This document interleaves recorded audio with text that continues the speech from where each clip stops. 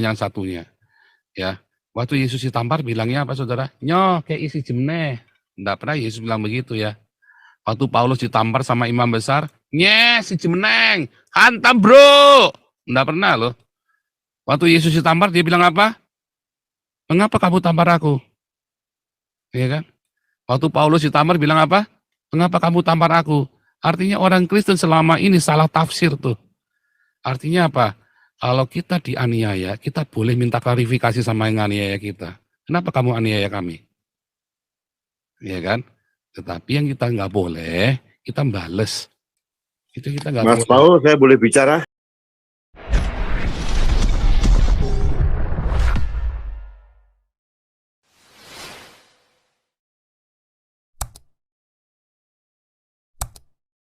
Supaya jangan kelamaan. Supriyadi, lanjut. Selamat malam, Pastor Selamat Paul. malam. Terus selamat malam juga untuk Pak Santi Amer. Tadi saya lihat juga ada Kak Lisoy, Bu Linda, Pak Simorangkir ya semua, Bro Raja Uti juga. Selamat malam semua, Pak Andi USA juga, semua ya yang di Eropa, Australia, di Eropa Australia, US, semuanya lah Indonesia. Selamat malam.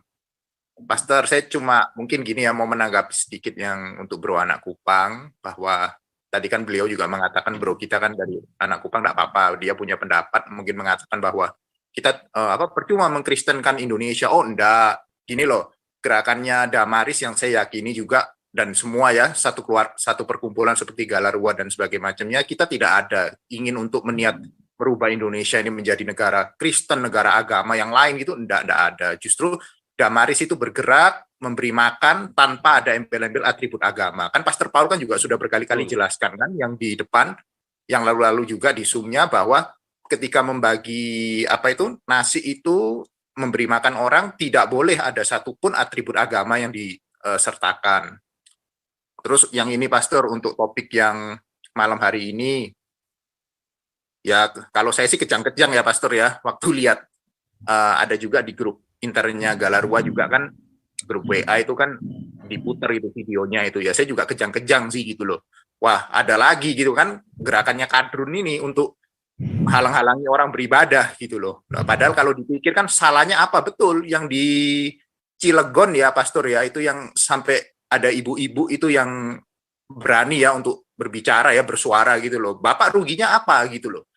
Nah ini juga saya juga mungkin di kesempatan ini juga cobalah kalau misalnya para pejabat atau para penegak hukum ini lihat ya Zoom-nya Pastor Paul ini malam ini, bahkan Pak Jokowi lah gitu loh, untuk presiden kita yang terhormat lah Pak Jokowi.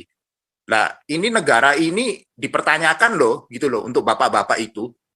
Ini negara ini katanya negara Pancasila, mengakui Bhinneka Tunggal Ika, yang katanya keberagaman ada di Indonesia, tetapi kok orang ibadah aja kejang-kejang gitu loh, dilarang gitu loh.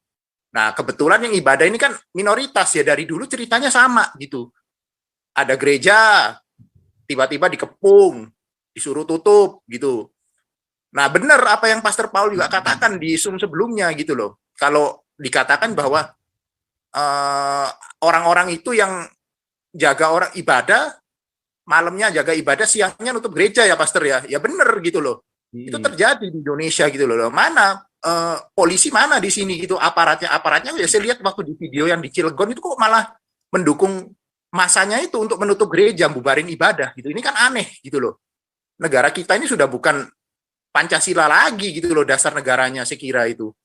Ya ini kan pemerintah juga harus melihat ini sebagai satu tindakan yang berbahaya juga gitu loh, di mana memang ada ormas-ormas radikal yang ingin mengancam kesatuan negara Indonesia. Ya kok didiamkan saja gitu loh. Nah mungkin di sini saya nggak tahu ya Pastor ya, saya dengarkan singkat tadi kalau mungkin yang di Cilegon itu yang ibunya kan mau dikasih penghargaan untuk diundang ke Zoom, tapi mungkin karena ada faktor ketakutan dan sebagainya macam lah, mungkin ada faktor pertimbangan lah ya dari pribadi dari mereka gitu loh. Justru saya mau mengatakan gitu loh, justru kalau kita minoritas ini diam aja, nggak berani bersuara, ya ini kita akan terus diinjak-injak dan dirugikan gitu loh. Benar apa kata Pastor Paul gitu loh, tidak akan ada kerusuhan kok gitu, saya yakin gitu loh. Kecuali kalau misalnya orang gereja ini duluan ya bakar-bakar tempatnya orang lain, ngelempari, itu kan enggak gitu loh. Yang gereja-gereja ditutupi gitu loh. Aneh-aneh semua gitu loh yang ada gitu loh.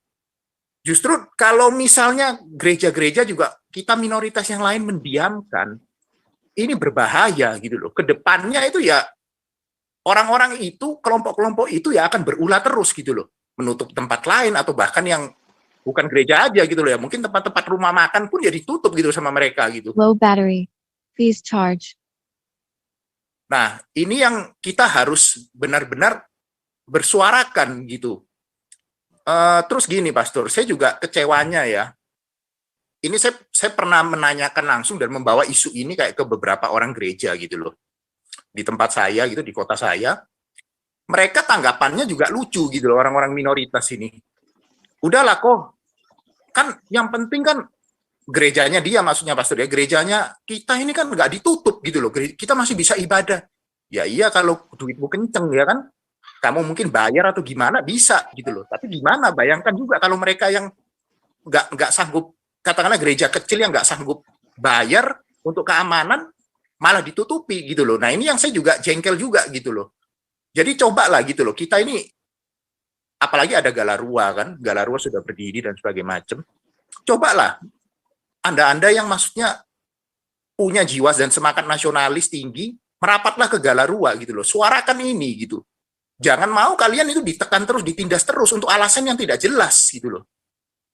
Ya mungkin itu dulu sih Pastor. Saya anunya kejang-kejangnya. Terima kasih Pastor. Iya, jadi tadi tambahan ya. Kalau kita ditindas terus kita diam saja, nah itulah mental kita. Anda belajar Alkitabnya salah ya. Ditindas diam saja, salah. Low battery. Please Ya. charge. Ketika Tuhan Yesus ngajarin kepada kita, ya Tuhan Yesus ajarin kita, kalau kamu ditampar pipimu, berikan yang satunya. Ya, waktu Yesus ditampar bilangnya apa saudara? Nyoh, kayak isi jemneh. Enggak pernah Yesus bilang begitu ya. Waktu Paulus ditampar sama imam besar, si jemeneng, hantam bro. Enggak pernah loh. Waktu Yesus ditampar dia bilang apa?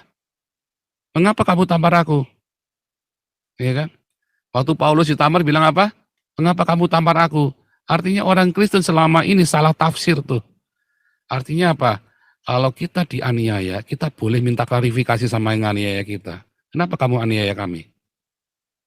Ya kan? Tetapi yang kita nggak boleh, kita bales. Itu kita nggak boleh. Mas Paul, saya boleh bicara? Boleh, Mas Rudi. Oke, saya mungkin tidak lama karena saya mau izin ada acara yang lain ya. Intinya beginilah, saya mungkin Mas Paul sama teman-teman yang lain sudah tahu apa yang saya lakukan selama ini gitu ya. Saya sebagai orang Islam tidak pernah membiarkan adanya arogansi mayoritas yang dilakukan oleh kelompok-kelompok tertentu. Itu yang saya lakukan. Nah, terkait dengan kasus Batam itu, saya menunggu kabar sebaiknya bagaimana. Sebetulnya sudah matang sih, saya dapat informasi banyak dari Bu Linda, sudah dapat, ingin saya suarakan harusnya kemarin, tapi kan Bu Linda minta untuk ditunda setelah Zoom malam ini. Jadi saya tidak tahu apa ya, masukan apa yang baru yang bisa saya dapat, yang ingin saya suarakan. Saya seperti biasa akan suarakan secara tunggal, karena begini menurut saya sih, saya setuju ya, saya tidak masuk pada masalah Kristiani ya, saya setuju bahwa arogansi para kelompok-kelompok tertentu itu tidak boleh dibiarkan. Karena ini satu, tidak mewakili umat Islam. Yang kedua, itu sama sekali melawan nilai-nilai Pancasila. Dan yang ketiga, tidak konstitusional. Dan yang keempat, memang aparat negara tidak hadir untuk melindungi kebebasan beragama dan beribadah.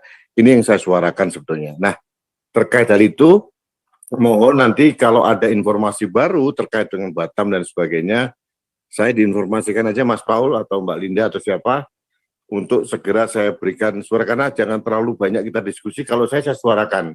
Seperti kasus di Jember tadi malam, itu jam 11:30 malam, Ibu Menteri Perlindungan Perempuan dan Pemberdayaan Perempuan dan Perlindungan Anak sudah telepon saya, sudah bergerak, dan yang penting bagi saya suara kita itu ada feedback, gitu. Ada feedback, dimengerti, dan ada langkah lanjutan dari negara atau pemerintah. Bukan sekedar mengecam, bukan sekedar marah-marah. Itu kalau saya sih ya. Saya kira itu yang ingin saya sampaikan, Mas Paul. Saya menunggu, saya siap terus akan bersuara untuk membela kebenaran dan keadilan, bukan membela minoritas sih ya, tapi membela keadilan dan kebenaran. Saya kira itu, Mas Paul. Kemudian Pak Santi Amer, terima kasih, Bu Lis, Bu Linda. Saya izin untuk pamit dulu dan saya menunggu informasi apapun dan saya siap berkolaborasi untuk membantu menyuarakan apa yang disampaikan oleh teman-teman. Terima kasih, selamat malam, sukses semuanya, Mas. Terima kasih, Mas Rudi. Luar biasa. Terima kasih Pak Rudi Kamri, luar biasa ya. Mas. Thank you, Mas. Selamat malam. Jadi, Linda, thank you, Mbak Linda. Bukan membela minoritas, saudara ya, tetapi membela apa yang benar, apa yang adil, saudara. Bahkan minoritasnya kadang-kadang juga geblek juga, ya kan? Belum tentu minoritasnya benar juga, saudara. Iya enggak? Itu yang benar tadi ya. Yang benar, yang adil. Jadi, bukan berarti terus minoritas harus selalu menang terus. Oh, enggak bisa juga. Loh, kalau yang di Belanda ini maunya minoritas selalu menang terus, saudara. Dikit-dikit, oh enggak adil, dikit-dikit minoritas ditindas. Karena playing victim, ya kan? Orang-orang katun-katun yang di sini kan. Kalau kita tanya, loh ini memang ininya kita begini, aturannya kita, ada keadilan. Loh kamu, kalau tiba-tiba ya ada ustadz di penjara, oh ini kriminalisasi, padahal ustadznya baru merkosa santri. Minoritas terus yang dibela, bukan minoritas dibela, ini masalah benar dan salah ini loh, ya kan? Ini kalau ada pendeta nggak cabul, minoritas nggak boleh disakiti, ya nggak bisa juga pendeta cabul malah blesek nasisan, sekalian tuh ya, kan begitu saudara. Nah, jadi makanya saya tadi bilang ya, anak upang tadi salah ya. Kita orang Kristen, Lukas 18. Ya, Tuhan ajari kita untuk memperjuangkan keadilan kita.